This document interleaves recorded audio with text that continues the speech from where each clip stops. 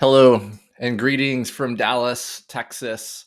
So excited to get to spend a few moments with you and just share a little bit about my story and just something that our friend Amin has found valuable. I have found valuable, and when we find something that's valuable for the kingdom, we just want to pass it on and help equip others to make disciples and plant churches. So, as I mentioned, my name is Bud Houston, and I am in Dallas, Fort Worth right now. And I work for an organization called Global Gates, where we're working to reach the ends of the earth. But through Global Gateway Cities, God has given um, just this unique window, this unique opportunity where He has brought millions of people from gospel deprived regions where they are Muslim, Hindu, Buddhist, Sikh, or Jewish into global cities in North America, not just North America, Europe as well. And specifically, I oversee the work among North Africans and people from the Middle East, so predominantly Arab Muslims. And just a little bit about myself: I'm married, have 5 kids. I came to faith at age 26, and if you came to faith as an adult, I think we have like this burning desire in us that the gospel is real, that the gospel transformed us, that we knew what our life was, that we were broken, depressed, angry, and hopeless. And then Christ came into our life and transformed us and gave us hope and gave us purpose. And for me, and probably for many of you, that purpose is to reach the unreached, to multiply disciples and plant churches. And so that is how God has worked in my life. Early on as a believer, I was a believer a year and a half, and I was pastoring my first church. Was leading in a variety of ways. I've planted traditional churches, simple churches, have shared the gospel with Muslims, Hindus, Buddhists, Sikhs, Jewish people, and just love what God has called me to do in this season. So now I'm going to share with you what we call the stewardship of someone who's coordinating strategy among a people or a place. And so maybe I can start by unpacking those terms. Stewarding, we don't own anything, God owns everything. So all we get to do is steward, but that means that we're taking responsibility for this. So we're taking stewardship of coordinating a strategy. So we're going and we're seeking to take stewardship of this people group or this place, and we're making a plan, a strategy, and we're coordinating that. And it's not all about us; it's about them. And I say them; it's the people or the people in the place that we're trying to reach. So let's try this again. So we're going to talk about the stewardships of the person who's coordinating strategy among a people or a place. And so this is just something that helps simplify that, because whenever you begin to think about reaching Arab Muslims globally or reaching people in a region of Mexico or in a major metropolitan city, it can become overwhelming. And honestly, oftentimes what we default to is what we can do, what our calendar can hold, and what our gifts can sustain. But when you're coordinating strategy, you're not asking, what can I do? But you're asking, what is it going to take to reach this people? Which means we're going to be grabbing all kinds of resources from the body of Christ to expand the body of Christ. You know, if the body of Christ knew what the body of Christ knew, the body of Christ would know and have everything she needs to fulfill the Great Commission. And that's just a picture of what it means to coordinate strategy. So let's get to these 5 stewardships, because this begins to create some structure or a paradigm.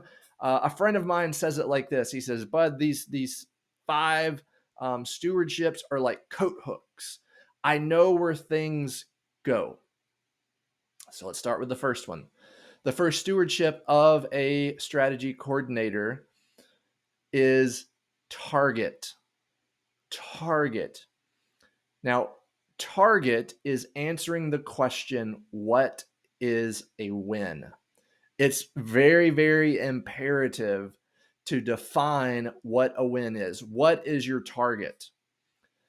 3 ways I encourage you to define your target is a people, That may be a people group, a language group, a segment of the community that's distinguished from other groups. So a people. The second is a place. It's very, very challenging to say you're going to reach a specific people globally. That is too big of a target. So you have to say a place. Third is, to what extent do you want to see gospel transformation among this people in that place? So we take all of those pieces and you put them together. People, place, to what extent? It would sound something like, my target, my goal, what is a win, is to see Sorani speaking Kurds in North America have multiple indigenous, multiplying, reproducing churches. So, people, Sorani Kurds, place, North America. We could make that smaller. We could say Dallas, Texas. Third, healthy indigenous reproducing churches. That's a win. Now, for you, you may not be at the point where you want to say you're pursuing churches planted. You may say, I just want these people to hear the gospel. Well, clearly define that, and all of your activities should align with that goal. But I am going to challenge you and say that sharing the gospel is not the finish line. That's the beginning. That's the starting line of making disciples. So you want to think past that into discipling them and gathering them into healthy ecclesias, or bodies of Christ. So the first stewardship of the strategy coordinator is you steward the target. You define it and you're the champion of it. You know everything about this people and in this place. You research them, you read about them, you interview them. Why? Because the better you know your target, the better you're going to be able to reach them with the gospel. You'll better understand what is the redemptive analogy that speaks to their heart, because the gospel is for all people. And there's not necessarily one way to share with all people, but when we learn and define our target, we get better at that. Now, the second stewardship of the strategy coordinator are tools. Tools is probably the simplest thing, because when you think of most training, most experiences, it's really heavy on tools. Tools, the second stewardship, is seeking to answer the question, what do we do? Now, I believe that a great paradigm for thinking about completing the Great Commission and pursuing the missionary task is something called the four fields.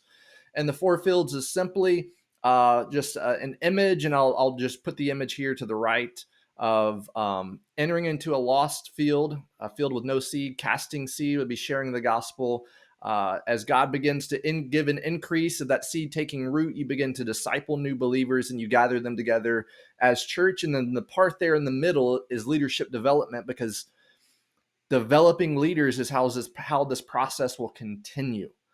So in thinking about tools, the four fields is helpful in thinking about tools, because we want to identify tools for each one of those fields. Entry, how am I getting to lostness? Am I going door to door? Am I doing a Luke 10 push? How do we share the gospel? Do we use the three circles? Do we use the Romans road? Do we use one verse? Do we use whatever it is? How do we disciple new believers? What is our process? What is our story set? How do we gather people together as church?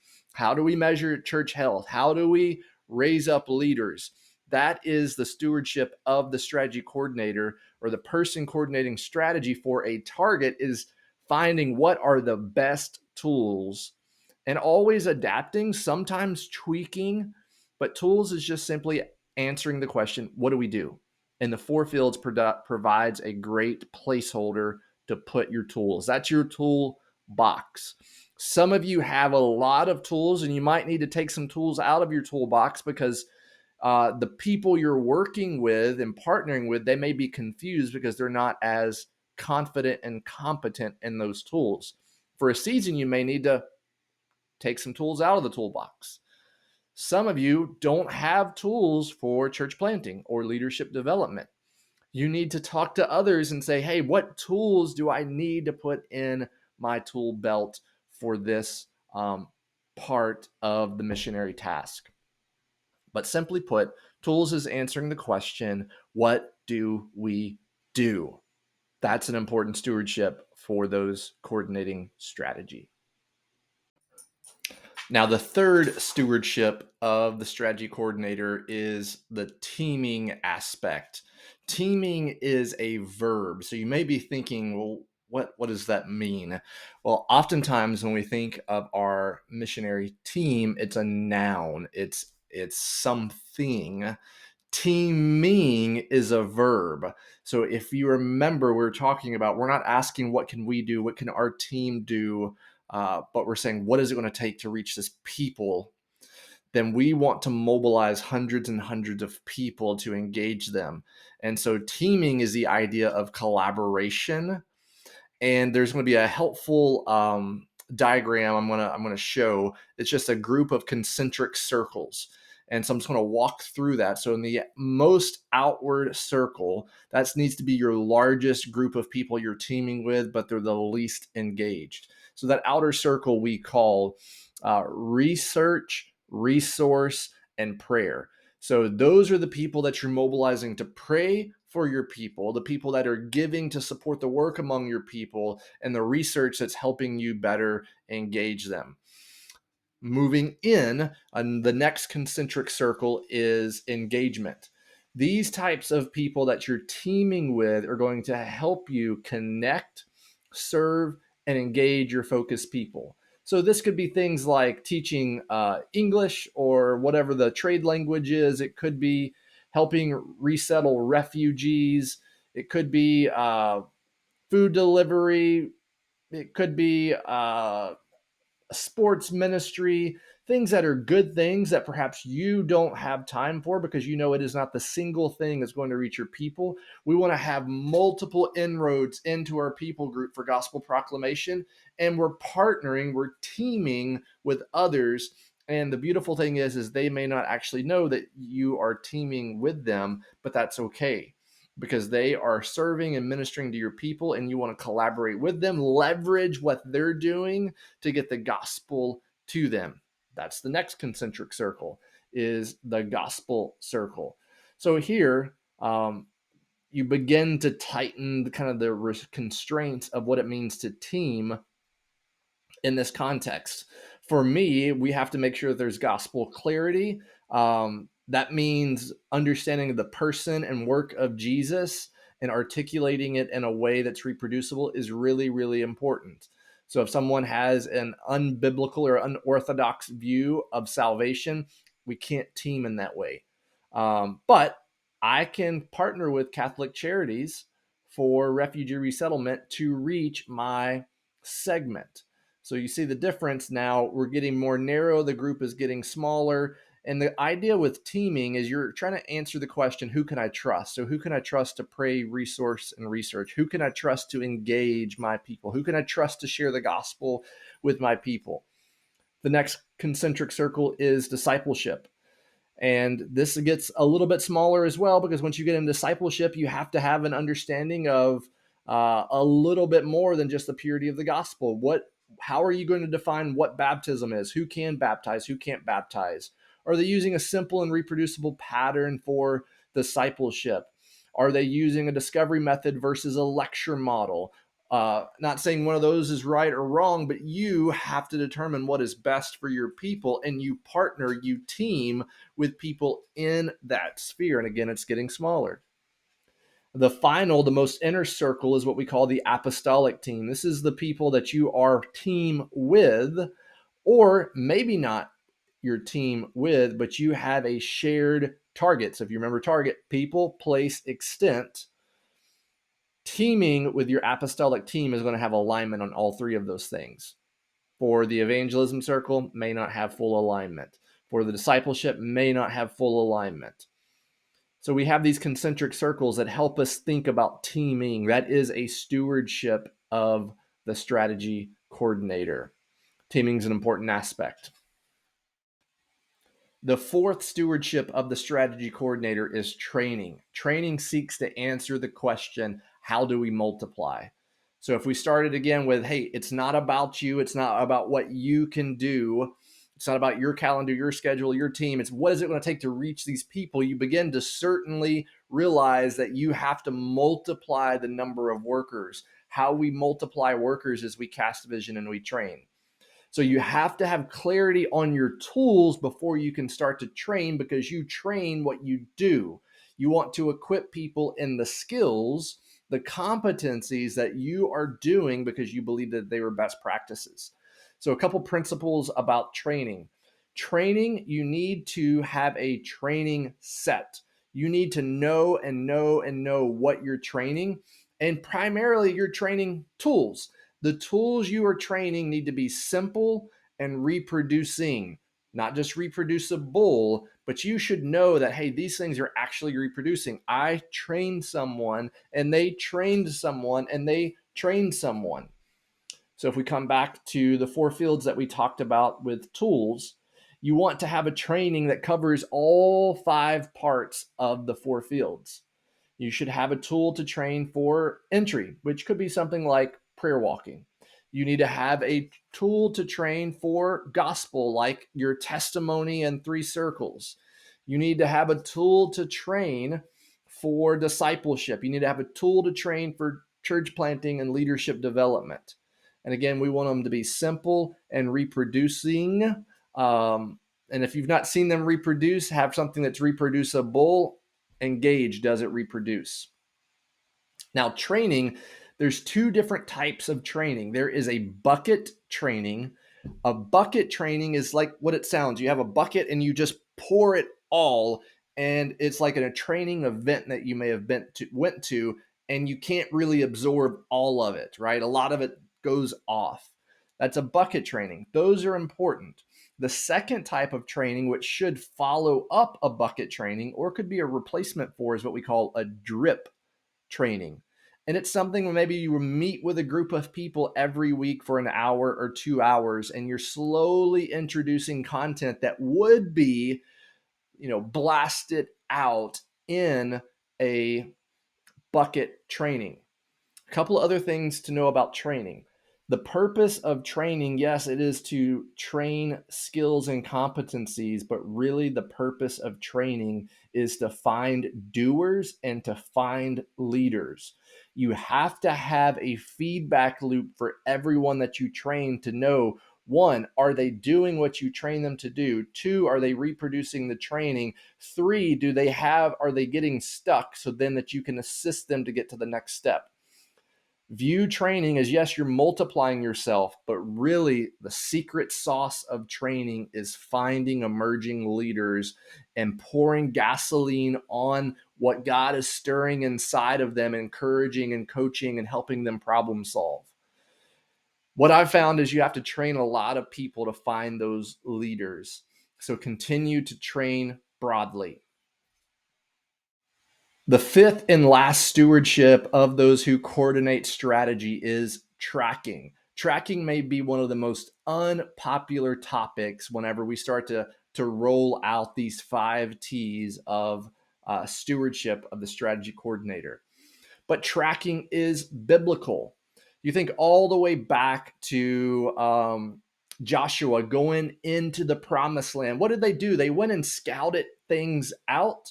And then even as they started to move into the promised land, they sent out scout crews to look and see, where has land been claimed? Where has it not been claimed? So the idea of tracking is we have a target, we have a task.